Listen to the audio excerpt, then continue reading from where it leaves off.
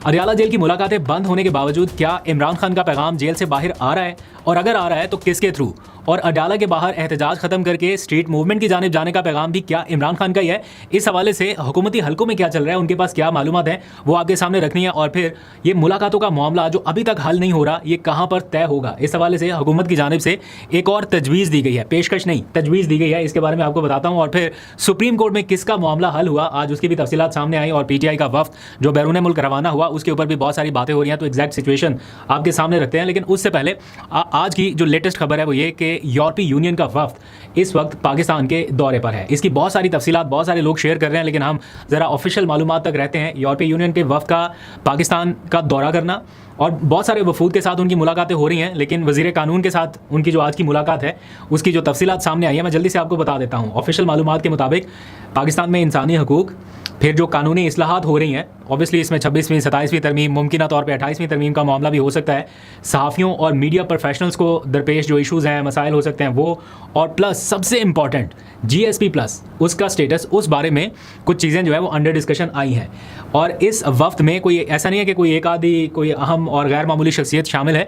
इसमें France, Sweden, Norway, Netherlands, Austria और Ireland के सिफारती नुमाइंदे शामिल हैं। और इसमें ब्रीफिंग्स जो है वो ली जा रही हैं। उसके बाद ऑब्वियसली रिपोर्ट जो है वो मुरतब की जाएगी। जो ऑफिशियल प्रेस रिलीज जारी की जा रही है या मालूमात बताई जा रही हैं, उसके मुताबिक सब अच्छा है कि रिपोर्ट फिलहाल दिखाई और बताई जा रही है। आगे चल के इसमें कुछ और अपडेट्स आएंगी तो वो भी आपके साथ शेयर करेंगे। आगे बढ़ते हैं। इमरान खान के ट्विटर अकाउंट का मामला जो है वो अभी थोड़ा सा उलझ गया है, इसलिए कि अलीमा खान ने 2 दिन पहले ये कहा था कि इमरान खान के पुराने ट्वीट्स जो हैं वो उन्हीं के अकाउंट से रीशेयर किए जाएंगे, यानी रीट्वीट किए जाएंगे, लेकिन अभी तक नहीं हो पाए। और उसके ऊपर आज उन्होंने कहा कि पता नहीं सोशल मीडिया वाले क्यों नहीं कर रहे, और उन्होंने इशारतन कहा कि अगर इनको PTI रुकवाना चाहती है तो वो नहीं रुकवा सकते क्योंकि ये इमरान खान का पर्सनल अकाउंट है। यानी उन्होंने कहीं ना कहीं अप्रोच करने की कोशिश की है जो सोशल मीडिया के लोग हैं उनको, जिनके पास इसका इमरान खान के ट्विटर अकाउंट का एक्सेस है। क्योंकि आम तासुर ये पाया जाता है कि अलीमा खान के कहने पर ट्वीट्स होती रही हैं, और अब जब वो बार बार ये अनाउंस कर रही हैं, और आज भी उन्होंने कुछ 4-5 मिनट तक इस मामले पर गुफ्तगू की है यहाँ इस्लामाबाद में अदालत के बाहर, और उन्होंने कहा कि पता नहीं क्यों सोशल मीडिया वाले अभी तक नहीं कर रहे, यानी उनको कोई रोक रहा है या उनको कोई मना कर रहा है, उन्हें मालूम नहीं है। लेकिन उन्होंने ये कन्वे ज़रूर किया कि इमरान खान के वो सारे ट्वीट्स जो इन हालात के मुताबिकत रखते हैं, इन हालात के साथ, उन्हें रीशेयर कर दिया जाए। तो अभी तक तो नहीं हुए, आगे चल के होते हैं नहीं, लेकिन उनका क्लेम यह है कि ये चूँकि उनका पर्सनल अकाउंट है तो इसलिए इसकी रीच ज़्यादा है, तो वहाँ से ही शेयर होने चाहिए। हम नहीं कहते कि पार्टी के अकाउंट से करें, हम नहीं कहते कि कोई पार्टी का अकाउंट इसमें इन्वॉल्व हो, चूंकि वो पर्सनल अकाउंट है इसलिए हम कह रहे हैं कि उस अकाउंट से हो। लेकिन जिन्होंने जो इमरान खान का ट्विटर अकाउंट मैनेज कर रहे हैं, आप उनको भी कहें कि चलाएं, अगर वो आपकी शायद सुन लें। आप सारे लिखें कि जो भी मैनेज कर रहे हैं इमरान खान का ट्विटर अकाउंट, वो इमरान खान के, आप खुद अपना पोल बता दें कि आप चलाना, आप चाहते हैं कि इमरान खान के अकाउंट से आए, आप चाहते हैं, क्योंकि कई लोग तो उसका वजन उठा भी नहीं सकते, लेकिन इमरान खान खुद उठा सकते हैं अपने ट्वीट का वजन। तो इसलिए हम कहेंगे सोशल मीडिया जो उनके मैनेज कर रहे हैं कि इमरान, हम PTI वाला अकाउंट की बात नहीं कर रहे हैं। मीनवाइल इमरान खान के हवाले से उनका अब चूँकि काफ़ी टाइम हो गया, मेरा ख्याल है कोई 37वां या 38वां हफ्ता हो गया, उनकी बाहर कोई मुलाकात नहीं हो पा रही, कोई पैगाम, कोई चीज़ उस तरह से कम्युनिकेट नहीं हो पाई अभी तक। लेकिन कुछ जगहों पे ये तासुर है कि इमरान खान का मैसेज इन हालात के बावजूद भी कि उनसे मुलाकातें नहीं हो पा रही, फिर भी अडयाला जेल से बाहर आ रहा है। और इस हवाले से बल्कि जो वज़ीर-ए-आज़म के मुशीर हैं राना सनाउल्लाह साहब ये समझते हैं कि इमरान खान के मैसेजेस जो हैं वो डायरेक्ट इनडायरेक्ट किसी वाया से बाहर आ रहे हैं। कैसे आ रहे हैं? उन्होंने कहा कि बुशरा बीबी के साथ उनकी मुलाकातें हो रही हैं, और अब चूँकि बुशरा बीबी की फैमिली की मुलाकातें बहाल हो गई, तो इसलिए कुछ ना कुछ चीज़ें जो है वो बाहर कम्युनिकेट हो सकती हैं। अगर देखा जाए तो किसी हद तक ऐसा हो भी सकता है कि इमरान खान और बुशरा बीबी की मुलाकातें तवातुर से हो रही हैं, बुशरा बीबी की उनकी अहले खाना से मुलाकातें, तो कुछ ना कुछ चीज़ें तो बाहर आ सकती हैं। लेकिन जब वो चीज़ें बाहर आती थी और फिर ट्वीट होता था तो उनकी मुलाकात भी रुक जाती थी बुशरा बीबी की। इसका भी जिक्र उन्होंने खुद किया कि जब पहले उनकी मुलाकातें होती थी और उसके फ़ौरन बाद दुबई से एक ट्वीट आ जाता था। अब दुबई से ट्वीट किसका आता, दुबई या बाहर के किसी और मुल्क से, वो उनकी बहन की जानिब से आता था। और अब जितनी बार भी ये 2 मरतबा गालबन उनकी मुसलसल मुलाकातें हो गई हैं, वहाँ से कोई ट्वीट नहीं आया। और वो बता रहे थे अभी TV प्रोग्राम में कि फिर ये यकीन दहानी कराई गई कि अब कोई ट्वीट नहीं आएगा, और उसके बाद उनकी मुलाकातें बहाल हो गई। जहाँ तक बात है इमरान खान की मुलाकात के हवाले से, उनसे ये क्वेश्चन हुआ तो उन्होंने कहा इमरान खान की मुलाकात का मामला इस्लामाबाद हाई कोर्ट में तय हो सकता है। ये उन्होंने एक तजवीज़ दी है, पेशकश नहीं की कि आप जनाब इस्लामाबाद हाई कोर्ट में आए हैं और हम भी वहाँ पर आते हैं और वहाँ पर चीज़ें तय कर लेते हैं। ऑब्वियसली जब सारे फरीकैन को फेस सेविंग चाहिए होगी और सारे रजामंद होंगे तो फिर इस्लामाबाद हाई कोर्ट का एक ऑर्डर आएगा कि जनाब इनकी इस डेट को मुलाकात कराई जाए और फिर वो हो जाएगी। तो उन्होंने कहा कि पीटीआई आए वापस इस्लामाबाद हाई कोर्ट में, और पीटीआई जा चुकी है। एक केस अभी भी उनका पेंडिंग है जो कि अदालती छुट्टियों के फ़ौरन बाद जस्टिस खादम सुमरू साहब की अदालत में समाअत के लिए मुकर्रर है। मीनवाइल अगर कोई इनकी निगोसिएशंस इस लेवल की पहुंच गई, कोई यकीन दहानियाँ ऐसी हो गई, तो हो सकता है कि अदालती छुट्टियों के बाद इमरान खान साहब की मुलाकात हो जाए, क्योंकि अडयाला जेल के सुप्रीडेंट से भी इस हवाले से रिपोर्ट मांगी गई है कि आप बताएं कि उनकी कैद तन्हाई की जो पोजीशन है वो क्यों है और कब से है, क्या उन्हें कोई सज़ा ऐसी दी गई है या अपने तौर पे आपने उन्हें कैद तन्हाई में डाल रखा है। और अगर वो आके कहते हैं कि नहीं जी इनकी तो इनकी अहलिया के साथ मुलाकातें कराई जा रही हैं, तो वो भी तो जेल में है ना, तो बाहर किसी ना किसी से मुलाकात करानी पड़ेगी। तो हो सकता है ये उसी सिलसिले में हो जाए। अच्छा, आगे बढ़ते हैं। पाकिस्तान तहरीक इंसाफ का एक वफ्द कल रात नॉमिनेट हुआ। कल जब हमने व्लॉग किया तो उसके फ़ौरन बाद 4 रुकनी वफ्द जो है वो नॉमिनेट किया गया कि इमरान खान और पीटीआई की नुमाइंदगी के लिए ये वफ्द तेहरान जाएगा, मशहद जाएगा आयतुल्लाह ख़ामनेई के जनाजे में शिरकत करने के लिए, उनकी तदफीन के मौके पे, और पीटीआई की नुमाइंदगी करेगा। उसमें सारे वकला शामिल हैं। फिर इसके ऊपर तनकीद होने लगी कि सियासी लोगों को क्यों नहीं इसमें भेजा गया, सारे के सारे वकला हैं, कोई भी एक सियासी रहनुमा इसमें शामिल नहीं है। तो ये जायज़ तनकीद है। मेरा ख्याल है किसी 1-2 सियासी शख्सियात को होना चाहिए था। फिर एक रीज़न ये दिया गया कि किसको भेजा जाए, क्योंकि नाम जो है वो मोस्टली लोगों के ECL में है या स्टॉप लिस्ट में है।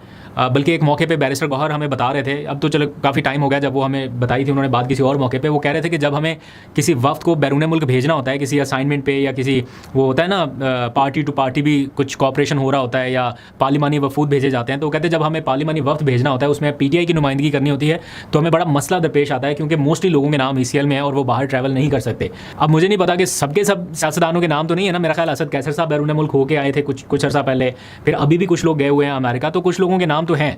बहरहाल कोई एक आध सीनियर पॉलिटिशियन जो है, इवन मेरा ख्याल है बैरिस्टर गौहर साहब का नाम नहीं होगा उस लिस्ट में, वो चले जाते हैं या कोई और जाता, सीनियर पॉलिटिशियन की नुमाइंदगी जो है वो भी बहरहाल ज़रूरी थी। खैर, ये उन्होंने अपना एक वफ्द भेज दिया, वो मौजूद है वहाँ पर, और वहाँ से तस्वीर वगैरह आ रही हैं। अब आ जाइए 2 और ख़बरों की तरफ। सुप्रीम कोर्ट में एक मामला तय हो गया जो काफ़ी दिनों से नहीं हो पा रहा था, और वो था Press Association of Supreme Court versus Supreme Court इंतज़ामिया। प्रेस एसोसिएशन के जो जर्नलिस्ट हैं उनका ये क्लेम था, या वो ये दावा कर रहे थे कि उनका जो प्रेस रूम था वो खाली करवा लिया गया, और उनके लिए सुप्रीम कोर्ट जाने आने के लिए कुछ पाबंदियां आयद कर दी गई कि वो फ्रीली नहीं आ जा सकते, उनके लिए कार्ड होगा एंड सो ऑन। उन्होंने बहुत सारी ऐसे क्लेम्स कर रखे, जिसके बाद उन्होंने अपना प्रेस रूम जो है, ओपन प्रेस रूम, वो सख्त गर्मी में बाहर मुंतकिल कर दिया था। आज ये खबर आई कि सुप्रीम कोर्ट इंतज़ामिया और इन जर्नलिस्ट के दरमियान मामला तय हो गए हैं, और अब इन्हें वो पहले जैसी सहूलत वापस दी जा रही है। तो अल्लाह करके ये इशू तो रिजॉल्व हुआ। 2 खबरें और। आपको पता है बलूचिस्तान में पिछले कुछ दिनों से, इस हफ्ते में ख़ास तौर पे बहुत अफसोसनाक सूरत हाल रही। 42 के करीब हमारे जवान जो है शहीद हुए, 54 दहशतगर्द हलाक किए गए, ये सारा कुछ हमने कल सुना।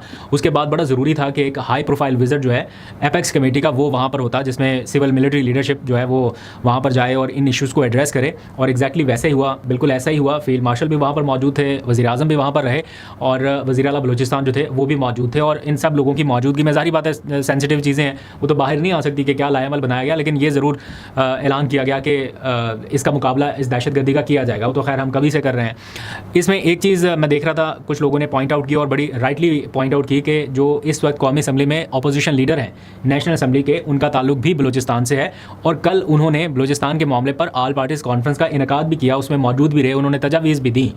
तो उनको भी इसमें ऑन बोर्ड होना चाहिए था या किया जाना चाहिए था। नहीं हुआ, मुझे नहीं मालूम क्यों, लेकिन वो चूँकि एक बड़े स्टेक होल्डर हैं, उनको भी इन्वॉल्व कर लिया जाता है। नेशनल इशू है ना, इसमें तो कोई पॉलिटिक्स हो नहीं सकती, तो उनको भी बुला लिया जाता, उनकी भी राय सुन ली जाती, तो एक नेशनल कॉज में ज़रा एक हम आहंगी जैसा माहौल नज़र आता है। बहरहाल फैसला साज क्या डिसीजन करते हैं, किस वजह से करते हैं, वो बेहतर समझ सकते हैं। एक खबर जाते जाते आखिरी, ये अख्तर मैंगल, ये भी बलूचिस्तान के रहनुमा, इनका नाम आपने काफ़ी दफ़ा सुना होगा। इमरान खान के खिलाफ अदम एतमाद की तहरीक आए तो काफ़ी पेश थे, फिर वो तहरीक कामयाब हो गई, उसके बाद ये PDM का हिस्सा भी रहे एंड सो ऑन, लेकिन बहुत जल्द इन्हें रियलाइज़ हो गया कि इन्होंने गलत कदम उठा लिया। फिर इन्होंने ऐवान से रिज़ाइन कर दिया, और इन्होंने सोशल मीडिया के ऊपर अनाउंस किया कि वो इस ऐवान का हिस्सा नहीं रहना चाहते, लेकिन इसके बावजूद इनकी जो तनख्वाह है वो इनके अकाउंट में जाती रही। 2024 में इन्होंने रिज़ाइन किया था 3 सितंबर 2024 को, और तब से लेके फरवरी 2026 तक तनख्वाह इनके अकाउंट में जाती रही। आज इन्होंने एक बड़ा बोल्ड स्टेप उठाया, वो सारी की सारी तनख्वाह एक चेक की सूरत में इन्होंने कौमी असम्बली सेक्रेटेरिएट में जमा करा दिया, और कहा कि ये तनख्वाह वो अपने पास नहीं रखना चाहते क्योंकि वो रिज़ाइन कर चुके थे। तो ये जो टोटल अमाउंट बनती है वो 78 लाख 92,700 समथिंग कुछ रुपीज़ की बनती है, यानी कि तकरीबन 78-79 लाख रुपए के करीब करीब। तो ये एक बड़ी रकम है। किसी ने इतना दिलगुर्दा निकाला कि उसने अपने अकाउंट में आने वाली रकम निकाल के वापस दे दी कि मुझे ये नहीं चाहिए, मैं इसका हकदार नहीं हूँ। ये बड़ा बड़ा बासूल होना पड़ता है ऐसी सिचुएशन तक पहुँचने के लिए। तो उनका ये स्टेप जो है ये बड़ा कमाल का लगा। बाकी जो रीज़न्स हैं, जो कुछ भी है, वो ग्राउंड रियलिटी मैं उससे वाकिफ़ नहीं हूँ, लेकिन जो उन्होंने काम किया कि जिस दौरानिए में वो ऐवान का हिस्सा नहीं रहे, रिज़ाइन कर चुके थे, उस दौरानिए की तनख्वाह उन्होंने वापस कर दी है।